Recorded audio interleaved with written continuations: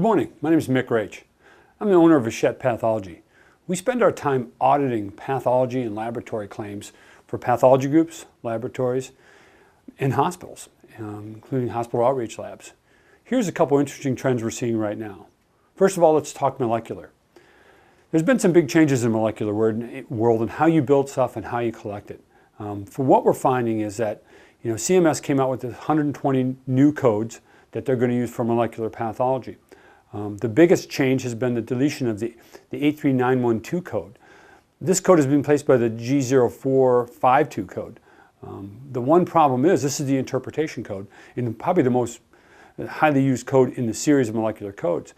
The problem is we're seeing some payers denying this and payers who don't recognize it, so therefore no one's getting paid.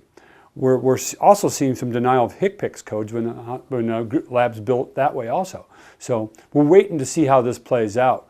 Right now, I think it's going to be a tough time to get paid for molecular work. I think the next 6 months we're going to trigger out how things get paid, and hopefully we'll get a good idea of how this plays out in the next 6 months. If you're billing this stuff, take a good look, audit it. Next, let's talk about what CMS is doing.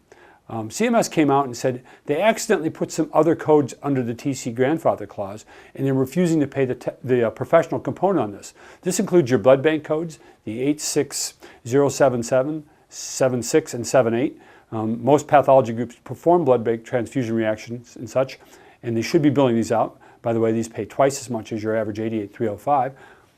We find groups when we do audits that don't bill this stuff out, and we turn it on, and it leads to a nice little revenue stream.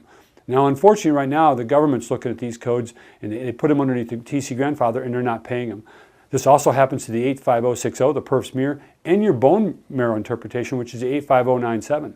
My advice is audit these claims to see if you're actually getting paid. You might have to rebill them, and you're going to have to try to chase down that revenue. A couple other things we want to talk about. CMS.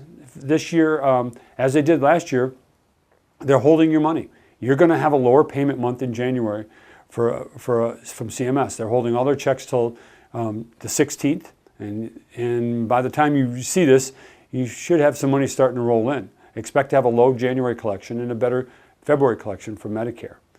Also, we're seeing some credentialing issues with Medicare right now.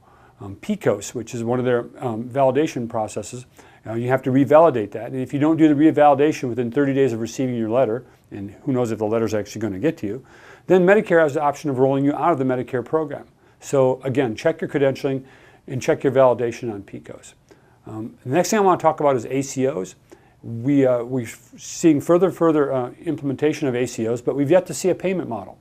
That means everyone wants to do an ACO, or an accountable care organization, with their health system or their hospital. And our pathology groups and some of the laboratories we talk to are interested in doing this, but no one's actually came up with a correct payment model. So it's going to take a while for this payment to trickle out and to see how that flows out. Look for that in the next 6 months. Now, one last thing before I go. Let's talk about what might happen next year. We know, for example, this year the 88305 technical component was cut 52%. And we understand also that the Medicare RUC committee is going to look at the 88342 and the 88112 next year and cut the technical components on those also. This is going to force histology into a different bucket. The next thing that might happen is how hospitals get paid on this work, which is the APC. An APC is a fee schedule they use for their outreach work, or their outpatient work, excuse me. And if Medicare can cut it on the outreach side, they're going to try to cut it on the outpatient side also. Look for this to come along in 2014. Again, I hope this little bit of information helps you. My name is Mick Raich. I'm president of Vachette. And the best way to reach me is at my cell phone. It's 517-403-0763. Look me up on vachettepathology.com, or take a look for us out there on Facebook also. If you have any questions, call me directly. I'll do my best to help. I hope to put another video up next month, and we'll talk about a couple other changes that are coming. Thank you for your time.